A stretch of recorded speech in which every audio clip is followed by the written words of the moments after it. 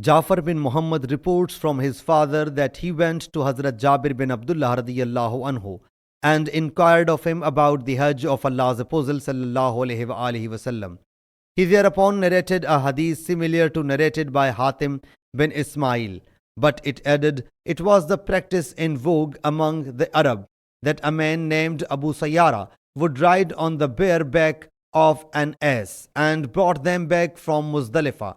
When Allah's Apostle sallallahu alaihi wasallam headed towards Mash'ar Haram from Muzdalifah, the Quraysh were sure that he sallallahu alaihi wasallam would stay at Mash'ar Haram and there he sallallahu alaihi wasallam will encamp. But he sallallahu alaihi wasallam continued moving without paying any attention to this place until he sallallahu alaihi wasallam reached Arafat and dismounted. Sahih Muslim Hadith number 2942.